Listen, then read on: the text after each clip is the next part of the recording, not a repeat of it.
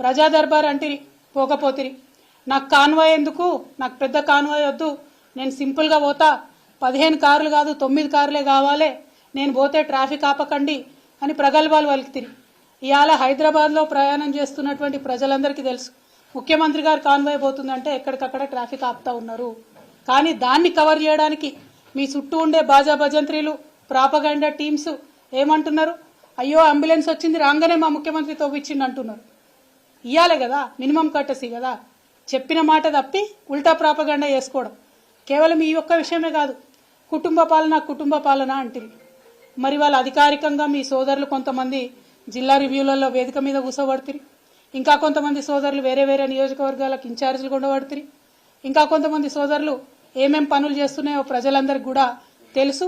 సమయం సందర్భం వచ్చినప్పుడు తప్పకుండా అవన్నీ కూడా బయట పెట్టడం జరుగుతుంది. తెలంగాణ కోసం ఎంతో మంది పోరాడితే గాని మీరు, నాన్నగారు, మీ అన్నయ్య గారు, మీ బావగారు, మీ తమ్ముడు సంతోష్ గారు, వినోద్రావు గారు, ఆరావు గారు, ఇంకో రావు గారు, ఇంకో రావు గారు, ఇంకేదేదో రావు గారు, ఇంతమంది మీరు ముఖ్యమైన పాత్రలను పోషించి మీరు తెలంగాణను మాత్రం తోసుకోవటం తప్పలేదా అమ్మా? న్యాయమత లేదు నీకు? కాంగ్రెస్ పార్టీని విమర్శించొద్దమ్మా నువ్వు.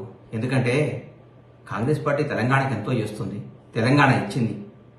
మీరు మాట్లాడితే రేవంత్ రెడ్డి గారిని కాన్వాయ్ పోతుంటే ట్రాఫిక్ జామ్ అవుతుంది. ముఖ్యమంత్రి గారు ప్రతిరోజు, ఈ ముఖ్యమంత్రి గారు ప్రజల్లో ఉండే ముఖ్యమంత్రి గారు ప్రతిరోజు సెక్రటరీ పోవాలి, ప్రతిరోజు రావాలి, తిరగాలి. 9 మందేనమ్మా. ఎప్పుడన్నా ఒకసారి అమావాస్యకో పున్నానికో బయటకు వస్తే ముఖ్యమంత్రి గారు ఆయన ప్రగతి భవన్లో బయలుదేరక ముందు జేఆర్సీ ఫంక్షన్ హాల్కో ఎక్కడికో వస్తుంటే అక్కడి నుంచి ఇక్కడ దాకా రోడ్డు ఆపేసేవారు. అంటే మీరు బయటికి రారు, బయటకు వస్తే ముఖ్యమంత్రి గారిని తిరగొద్దు అంటున్నారు. ఏం చేయమంటారమ్మా? ఎట్లా చేద్దాం చెప్పండి. మీరు మంచి సలహాలు ఇవ్వండి ముఖ్యమంత్రి గారికి. రేవంత్ రెడ్డి గారు మీరు బయటికి రావద్దు, రేవంత్ రెడ్డి గారు మీరు ప్రజాపాలన చేయొద్దు, రేవంత్ రెడ్డి గారు మీరు జనాన్ని కలవద్దు, రేవంత్ రెడ్డి గారు మీరు బయటకు వస్తే పబ్లిక్ ఇబ్బంది అవుతుందని చెప్పండి. రాష్ట్రాన్ని మీ కబంధాస్తాల్లో పెట్టుకొని రాష్ట్రాన్ని శాసించి, రాష్ట్రాన్ని దోచుకొని, రాష్ట్రాన్ని సర్వనాశనం చేసి 7 లక్షల కోట్ల అప్పులు చేసిన మీరు, కొన్ని వేల ఎకరాల భూమిని బకాసురులాగా మింగేసిన మీరు,